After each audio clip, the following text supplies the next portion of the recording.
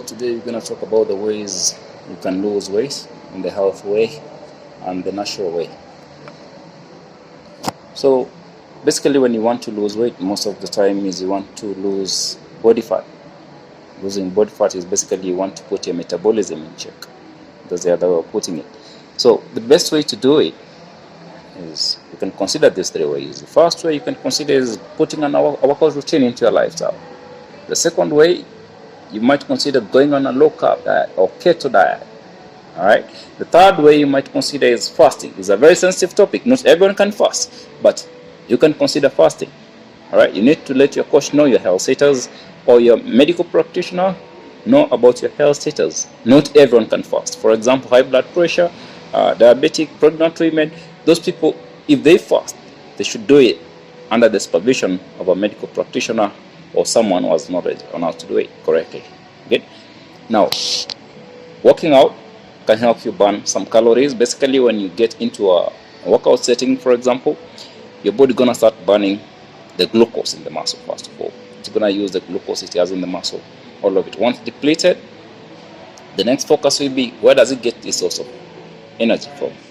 It will be from the body fat. The human body stores fat in two ways. Under the skin as subcutaneous fat, then comes the muscle, and then under the muscle we have the visceral fat, the one you find in the organs, the heart, the liver, the pancreas, and other organs. Alright, that's where the word keto diet comes from. Basically, it's through the process of ketogenesis, the conversion of body fat into energy, the fat burning mode. Now, how do you do the correct way of fasting? If you're gonna focus on fasting, you can do there are more than 6 types of fasting. The most common is 18-6.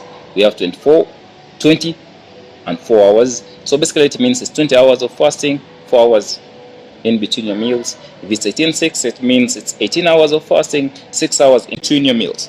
Alright? But most people say I'm doing maybe 18-6, IF, intermittent fasting, but they're doing it the wrong way. You're fasting, but you're taking maybe water with lemon, maybe you have like some salad, fruit salad, and stuff like that. That's the wrong way of fasting. The correct way of fasting, you need only 3 things. Alright? Only 3 things. You need water to keep yourself hydrated, black coffee without sugar, and ACV, apple cider vinegar. But you have to be careful not to use these 2. If you have high blood pressure, that's a consideration of how you're going to use the black coffee. You might consider using alternatives like herbal teas, peppermint, hibiscus, chamomile tea. So those are options. Good. Apple cider vinegar, you're going to take consideration if you have acid reflux, acidity in your stomach. Alright, that's another consideration you're going to say. How do you use it?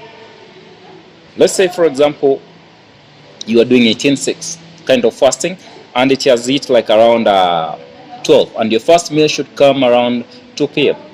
Okay, so if it's 12 and you want to push it to 2 p.m., take a shot of espresso, for example, without sugar, not with sugar, because when you're fasting, anything with sugar introduce to your body, you're no longer fasting. You cut the fasting process. Alright, even if it's grapes you have on the table, and then you say, let me take only 1 grape. The moment you introduce that fruit to your mouth, insulin levels spike, and insulin levels being high is the leading problem of weight gain in today's population.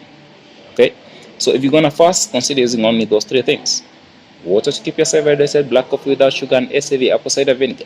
There's also a water fast itself alone. Alright, but if you have never done fasting before, you should not rush into it. Good. Why 18-6 is the most common type of fasting? 18-6 is the most common type of fasting because if you do that proper fast, when it comes to the 13th hour of a proper fast, that's no fruits, nothing with sugar, nothing with calories in between. The 13th hour is very crucial because during this same hour, this is when the growth hormone is activated. The growth hormone is what? Is what makes most people look younger than their real age. Alright? Now, at the same hour, hormonal balance occurs. Let's take an example of women, for example. If you used to have irregular periods, you used to miss your periods. If you practice this kind of holistic living, holistic fasting, with time, you're going to have your periods back. Or now they can be regular. You can even predict when they're coming. Okay? Now, when it comes to the same hour for men, your testosterone levels go up 13 times the normal levels, meaning your libido is going to go up again. Now, When it comes to the 17th hour of such a proper fast, a process called autophagy is activated. 17th to the 18th hour. Autophagy is whereby now the body is taking care of itself. All donor cells are cleaned from the body, new ones are generated. If they had issues, they get repaired. This process goes to its peak when you get to the 36 to the 40. That's a long-term fast. But again, if you have never done that kind of fast, don't rush into it. Start maybe with, if you're doing like 3 meals, bring the first meal close to the second meal. Then you can do 2 meals a day. Then you can push the second meal to the last meal. Do 1 meal a day now. Onward. From there, you can break 1 day of fasting. You can do 1.5 days. You can do 2 days until you're able maybe to do 72 hours. A long-term fast. It's very advantageous. It has numerous advantages. Again, be cautious. Not everyone can fast. Okay? 72 hours fast can give you some mental clarity. Your immunity gets boosted. There's a detox of the body itself. So many advantages. So many studies have been done on long-term fast, especially on the part of autophagy. People have won Nobel Prizes on the study of autophagy itself. Okay? So you can try these ways. So if you incorporate a workout routine into your lifestyle, you go on a low-carb diet or keto diet. Basically, you have grains on your plate, you have your carbs on the plate, you have your vitamins on your plate. But now you should consider, maybe if you're taking the carbs, what kind of carbs? You go for the healthy carbs, because as we said before, excess carbs, sugars, and alcohol, wherever they get in our body, they get stored as fat.